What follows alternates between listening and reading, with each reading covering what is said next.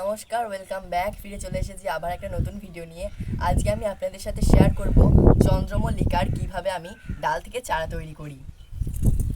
সবার প্রথমে আমি এখানে নিয়ে নেব একটা সুস্থ সবল চন্দ্রমল্লিকার ডাল। এখানে আমি দুটো গাছ তৈরি করব, তার জন্য আমি এখানে দুটো ডাল নিচ্ছি। দুটো ডাল নেওয়ার পর আমি তলার দিকের এই পাতাগুলো ছাড়িয়ে নেব।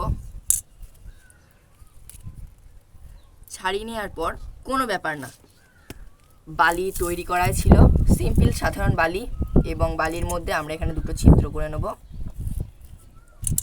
গাছটাকে বসিয়ে দেব এবং একটু গোড়াটা একটু চেপে দেবো, এবং এই গাছটাকেও সেম প্রসেসেই বসিয়ে দেব এবং এটা একটা ছায়াযুক্ত স্থানে রেখে দেব।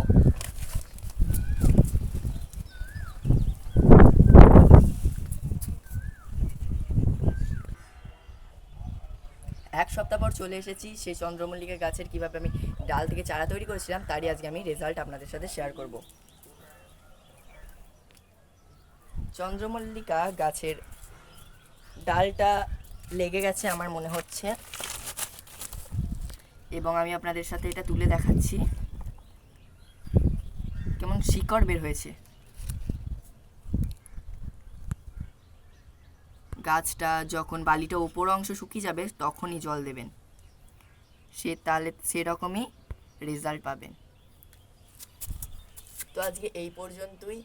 যদি আমার ভিডিওটা ভালো লাগে লাইক করবেন, শেয়ার করবেন এবং সাবস্ক্রাইব করবেন। টাটা।